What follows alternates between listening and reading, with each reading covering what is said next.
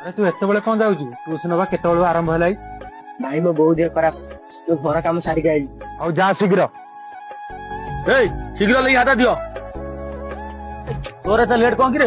ବୋଉ ଦେହ ଖରାପ ଥିଲା ତ ଟିକେ ଲେଟ୍ ହେଇଗଲା ଆଉ। ଟ୍ୟୁସନ ଆସିଲା ବେଳକୁ ଗୋଟେ ବାହାନା କରୁଛୁ, ପଇସା ଦେଲା ବେଳକୁ ଗୋଟେ ବାହାନା କରୁଛୁ। 3 ମାସ ହେଲାଣି ତ ପଇସା ଦେଇନୁ। ଯା ପଇସା ନେଇକି ଆସିଲେ ଟ୍ୟୁସନ ଆଗକୁ ଆସିବୁ। ଆରେ ତୁ କଣ ପଳେଇ ଆସିଲୁ? ଭାଇ ଟ୍ୟୁସନରେ 4 ମାସ ହେଲା ପଇସା ଦେଇନି, ସାର୍ ମତେ କହିଲେ ତୁ ପଳା। ହଉ ଚାଲ ମୋ ସାଙ୍ଗରେ। ଆରେ ତୁ ଆକୁ ପଢିବାକୁ କାଇଁ ମନା କରୁଛୁ କିରେ? ପଇସା ଦେଇନି ମାଗଣା ପଡିବ ନା କଣ? ଆରେ ଏଗୁରା ଗରିବ ପିଲା, ତୁ ଆଙ୍କ କତରୁ ପଇସା ନଉଛୁ? ତୋର ଏମିତି ଆହୁରି ଅଭାବ ରହିଲା? ଆଉ ମାଗଣା ପଢେଇବି ନା କଣ? ତମେ ତ ପାଠ ପଢାଉନା, ପାଠ ପଢାକୁ ନେଇକି ଗୋଟେ ବ୍ୟବସାୟ କଲଣି। ଶୁଣୁ, ଏ ଗରିବ ପିଲାଙ୍କୁ ପାଠ ପଢଉଛୁ, ସେ ବଡ ହେଲେ ଗୋଟେ ଭଲ ଚାକିରି କଲେ ସେତେ ରାସ୍ତାରେ ଓହ୍ଲେଇକି ମୁଣ୍ଡିଆ ମାରିବି। ଆରେ ଆଜିଠୁ କୌଣସି ପିଲାଙ୍କ କତିରୁ ମୁଁ ଟଙ୍କାରେ ରଖିବିନି। ଆଉ ଭଲ ଗୁରୁ ହେଇକି ଦେଖେଇବି।